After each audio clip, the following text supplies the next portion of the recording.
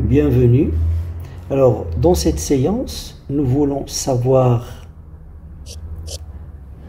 le maximum de ce temps de réponse du conducteur de véhicule V pour que la collision entre le camion et le véhicule V soit juste évitée. Alors, c'est-à-dire que ici, à un instant pris comme origine du temps, le conducteur du camion freine, tandis que le conducteur du véhicule V ne freine qu'après un certain moment qu'on va appeler TR max. Donc, écoulé ce temps-là, le véhicule V freine. Alors, initialement, la distance qui sépare l'avant de la voiture et l'arrière du camion est D. Et à cet même instant, la position de la voiture est prise comme origine des espaces. Alors, les deux véhicules juste avant de freiner, roule à vitesse constante.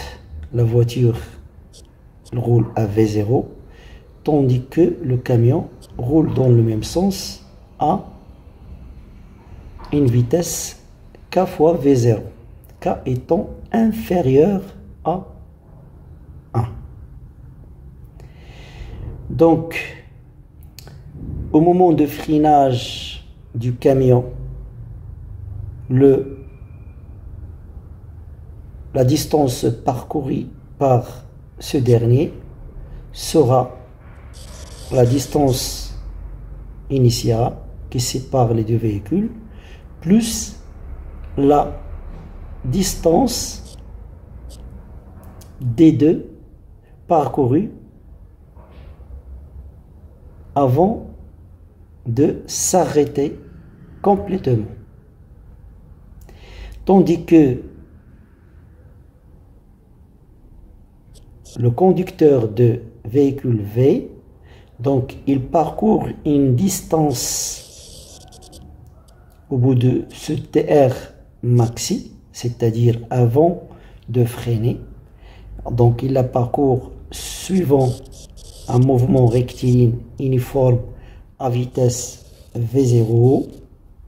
Et à partir de cet instant-là, il y aura freinage, donc à l'image du feu de stop de ce véhicule, et donc il va parcourir une distance D1 avant de s'arrêter complètement. Alors nous voulons déterminer ce TR max pour que cet incident soit juste évité. Donc il suffit d'appliquer la loi horaire du mouvement rectiligne uniforme et la loi horaire du mouvement rectiligne uniformément retardé. Sachant que pour ce mouvement retardé, on a l'accélération des camions et celle de véhicules est négative et elle est égale à FG avec un signe moins. F étant le coefficient de frottement, de glissement.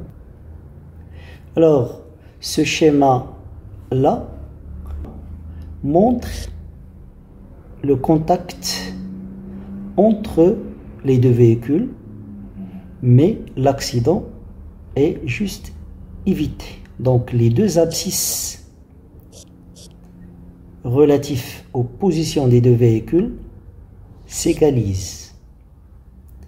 Et donc en ce qui concerne le véhicule V, donc il a parcouru au bout d'un temps de réponse maximum, c'est-à-dire la durée avant de freiner, il a parcouru V0, TR et maxi dans un mouvement rectiligne uniforme, plus une distance D1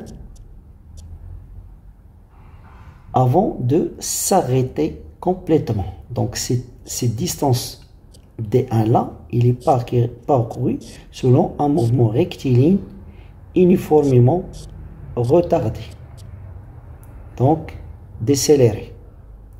Et donc D1, en fait, je peux appliquer la relation suivante, à savoir D1, c'est V0 carré moins 0, donc pour s'arrêter complètement, divisé par 2FG. Donc c'est module de l'accélération. Bon, de même pour le camion ou le véhicule C, donc il y a cette distance qui sépare les deux véhicules juste au moment du freinage du camion, à laquelle on va rajouter la distance parcourue avant de s'arrêter complètement. Alors c'est là aussi D2, c'est un mouvement rectiligne uniformément décéléré. Donc D2, en fait, ça va être égal à la vitesse correspondante, donc c'est K carré V0 carré divisé par 2FG. Donc il suffit d'appliquer le théorème de l'énergie cinétique.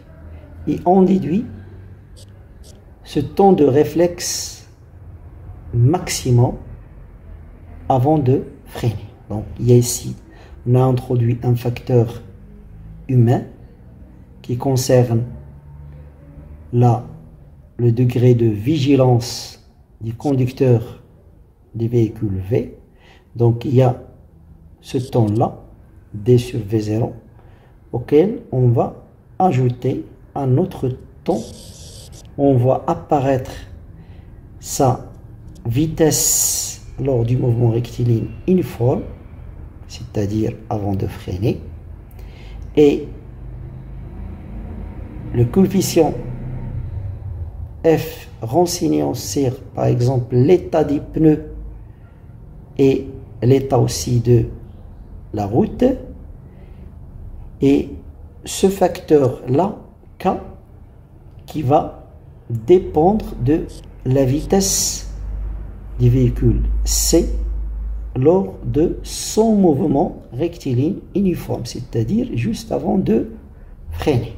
Il y a d'autres facteurs autres que la vigilance du conducteur de véhicule V.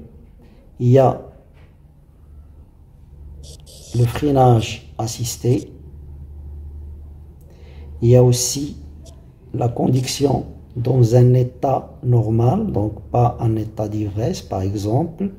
Il y a l'état de véhicule, etc. Ce sont des facteurs qui rentrent en jeu pour éviter